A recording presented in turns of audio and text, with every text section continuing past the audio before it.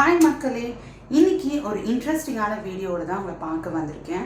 Place pascal என்ன சொல்கிறாரு அப்படின்னா, there is a God shaped vacuum in the heart of every man which cannot be filled by any created thing but only by God the Creator through Jesus Christ. இந்த வாக்கியம் என்ன சொல்லுது அப்படின்னா, எல்லா மனுஷனுடைய இருதயத்திலும் ஒரு ஹோல் இருக்குமா, ஒரு அந்த ஒரு ஓட்டை இருக்குமா. அந்த ஓட்டை எதுக்கு அப்படின்னா, அது கர்த்தரை தேடுவதற்காக, கர்த்தரை துதிப்பதற்காக ஆண்டவரே அப்படிப்பட்ட ஒரு வேக்யூம், ஒரு வெற்றிடத்தை வந்து மனிதனுடைய இருதயத்தில் உருவாக்கி கொடுத்துருக்கிறார். பை நேச்சரே நம்ம இருதயத்தில் கடவுளை தேடினா மட்டுமே அடைக்கப்படுற ஒரு வெற்றிடம் இருக்குமா. நிறைய பேர் சொல்கிறத நம்ம கேட்டிருப்போம்ல, என்னன்னே தெரியல, என் லைஃப்பில் எல்லாமே இருக்குது, ஆனாலும் என் லைஃப் வந்து ஒரு மாதிரி வெறுமையாக இருக்குது அப்படின்னு சொல்லுவாங்களே. இதுக்கு ரீசன் என்ன அப்படின்னா, அந்த வேக்யூம் அப்படின்ற ஒன்றை ஆண்டவர் நேச்சுரலாகவே ஒவ்வொரு மனிதனுடைய இருதயத்திலும், பீயிங் அ பிலீவர், நான் பிலீவர், ஏத்தியஸ்ட் யாராக இருந்தாலும் மனிதனாலே அவனுடைய இருதயத்தில் இப்படிப்பட்ட ஒரு வேக்யூமான ஒரு இடம் இருக்குமாங்க. அந்த இடத்த கர்த்தரை கொண்டு நிரப்பும் போது, தேவனை கொண்டு நிரப்பும் போது, அதாவது சிருஷ்டிகரை, வானத்தை, பூமியை, மனுஷனை, இந்த உலகத்தில் இருக்கிற அண்ட சராசரத்தையும் சிருஷ்டித்த தெய்வத்தால் மட்டும்தான் அதை பூர்த்தி செய்ய முடியும். அது அந்த வேக்யூமை ஃபில் பண்ணல, அதாவது காட் வந்து ஃபில் பண்ணுறதுக்கு நம்ம அலோவ் பண்ணல அப்படின்னா நாம் என்ன பண்ணுவோம் அப்படின்னா, வேறு காரியங்களை அந்த வேக்யூமில் ஃபில் பண்ண பார்ப்போம் இல்லையா. அப்படி நம்ம ஃபில் பண்ணும்போது நமக்கு வர கான்சிக்வன்சஸ் தான் பாவம் அப்படின்னு வேதம் சொல்லுது. இது எங்கே இருக்குது அப்படின்னு பார்த்தீங்கன்னா, ரோமர் 1:20 இருக்குது. எப்படி என்றால், காணப்படாதவைகளாகி அவருடைய நித்திய வல்லமை, தெய்வத்துவம் என்பவைகள் உண்டாக்கப்பட்டிருக்கிறவைகளினாலே உலகம் உண்டானது முதற்கொண்டு தெளிவாய் காணப்படும். ஆதலால் அவர்கள் போக்கு சொல்ல இடமில்லை. அதாவது எல்லா காரியங்கள், அதாவது கடவுளுடைய கிரியேஷன்ஸ், வானம், பூமி, இதெல்லாம் ஆர்டராக, காலை வந்தால் மதியம் வருது, மதியம் வந்தால் மாலை வருது, மாரிக்காலம், கோடைக்காலம், மாறி மாறி வருது. இது எல்லாமே என்ன குறிக்குது அப்படின்னா, கடவுள்னு ஒருத்தர் இருக்காரு, அவருக்கு நம்ம கீழ்ப்படியணும், அவரை நம்ம தொழுது கொள்ளணும் அப்படின்ற ஒரு காரியத்தை குறிக்கிறதா இருக்குது. ஸோ யாராக இருந்தாலும் யாருமே சொல்ல முடியாது, எனக்கு வந்து கடவுள் யாருமே தெரியல, அதனால தான் நான் கடவுளை தேடல அப்படின்னு போக்கு சொல்கிறதுக்கு இடமே இல்லை. அவங்க லைஃப்பில் இருக்கிற இன்ஸ்டன்ஸ், அவங்கள சுற்றி இருக்கிற கிரியேஷன்ஸ், ஏன் அவங்களுடைய ஓன் பாடி, அதாவது ஒரு ஹியூமன் பாடியோட சிஸ்டமே கடவுள் இருக்காரு, அதனால தான் இப்படிலாம் இருக்கு அப்படின்னு சொல்லி ஆச்சரியமான விதமாகத்தான் ஆண்டவர் ஒவ்வொரு காரியத்தையும் படிச்சிருக்காரு. ஏன் அவரை படிச்சிருக்காரு அப்படின்னா, it's a way so that we can reach him. அவரை நம்ம ரீச் பண்ணுறதுக்காக ஒரு வழியை, ஒரு ஈஸியான ஒரு வேயை அவர் ஏற்படுத்தி கொடுத்துருக்கிறதா தான் நம்ம பார்க்க முடியும். அதே அதிகாரத்தில் ஆண்டவர் 3 காரியங்களை இந்த வார்த்தையில் வெளிப்படுத்துறது பார்க்கிறோம்.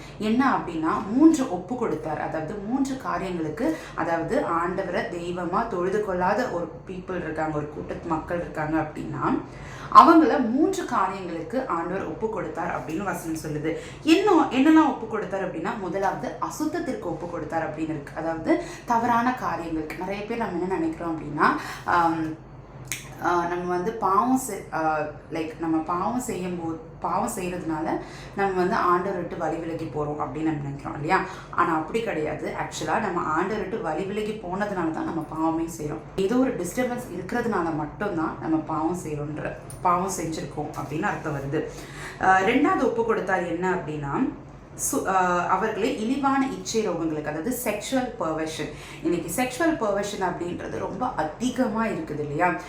ஒரு உறவு முறை அந்த ஒரு கணக்கு இல்லாமல், ஒரு யாரை நம்ம வந்து அப்படி பார்க்கணும் அப்படின்ற அந்த ஒரு பேசிக் நாலேஜ் இல்லாமல், பிசாசு வந்து ஒவ்வொருத்தர் இருதயத்திலையும் அந்த இச்சை அப்படின்ற ஒரு காரியத்தை, செக்ஷுவல் பர்வர்ஷன் அப்படின்றது எல்லாருக்குள்ளேயும் இருக்குது. அது தலைவிரித்து ஆடுகிறதா இருக்கிறது, அது நிறைய பாவங்களுக்கு வழிவகுக்கிறதா இருக்குது. ஸோ இதுக்கு ஆண்டவர் வந்து இப்படிப்பட்டவர்கள் யாரை, அதாவது ஆண்டவர் யாருன்னு அவங்களுக்கு தெரியும், அவர் தான் மெய்யான தெய்வம் தெரியும், இருந்தாலும் அவங்க வந்து அவரை தொழுது கொள்ளாமல், அவரை தேவன் என்று மகிமைப்படுத்தாமல், அவங்க வந்து அவங்களுடைய மனம் போன போக்கில் போகிறது, இல்லை அவங்க இஷ்டத்துக்கு ஒரு கடவுளை உண்டு பண்ணி அதை வணங்குறதா இருக்கட்டும், இல்லைன்னா அவங்க வணங்குறது, அதாவது செல்ஃப் க்ளோரிஃபைங், செல்ஃப் வர்ஷிப்னு சொல்லுவாங்க. அதாவது தன்னைத்தானே வந்து வணங்கி கொள்ளுதல், அதாவது தன்னுடைய அழகை, தன்னுடைய ஸ்டேட்டஸை, தன்னுடைய எஜுகேஷனல் குவாலிஃபிகேஷன், தன்னுடைய வேலையை, இப்படி இதுக்கு முக்கியத்துவத்தை கொடுக்கறது, இதை தெய்வமாய் வணங்குவது, பணத்தை தெய்வமாய் வணங்குவது, இப்படி இருக்கிறாங்க பார்த்தீங்களா. இவங்கள தான் ஆண்டவர் இந்த 3 காரியங்களுக்கு ஒப்பு கொடுப்பேன்றாரு. முதலாவது ஒப்பு கொடுப்பேன் எதில் அப்படின்னா அசுத்தத்திற்கு, அசுத்தமான காரியங்களுக்கு. 2வது காரியம் வந்து இச்சை ரோகங்களுக்கு. 3வது ஒப்பு கொடுக்கறது வந்து என்ன அப்படின்னா கேடான சிந்தனை. இந்த கேடான சிந்தனைக்குள்ள எதெல்லாம் வருது பாருங்க. அப்படியே ஆண்களும் பெண்களை சுபாவப்படி அனுபவியாமல் ஒருவர் மேல் ஒருவர் விரக தாபத்தினால் பொங்கி ஆணோடு ஆண் அவலட்சணமானதை நடப்பித்து தங்கள் தப்பிதத்திற்கு தகுதியான பலனை தங்களுக்குள் அடைந்தார்கள். அப்போ இவங்க ஆண்டவரை பற்றின அறிவு, தேவனை பற்றின அறிவு, தேவனை தொழுது கொள்ளுதல், தேவனுக்கு முக்கியத்துவம் கொடுக்கிறது, உண்மையான தெய்வத்தை வணங்குறது, இதெல்லாம் அவங்க பண்ணாம இருக்கிறதுனால அவங்க லைஃபே எப்படி ஆயிடுது அப்படின்னா ஒரு பேட் கண்டக்ட், ஒரு ராங் கான்டெக்ட் ஆஃப் லைஃபாக மாறிடுது. அதோடைய வெளிப்பாடு தான் என்னதுன்னா அப்படின்னா இந்த இன்னைக்கு நம்ம பார்க்கறதுல அது ஓரினை சேர்க்கை பாவம், அப்புறம் வந்து இல்லீகல் அஃபேர், இலிசிட் அஃபேர், இதெல்லாம் வந்து வரதுக்கான காரணம் என்ன அப்படின்னா அந்த வேக்யூம், அவங்க இருதயத்தில் இருக்கிற ஏதோ ஒரு வெற்றிடம் இருக்குது, ஏதோ ஒரு வெறுமை இருக்குது.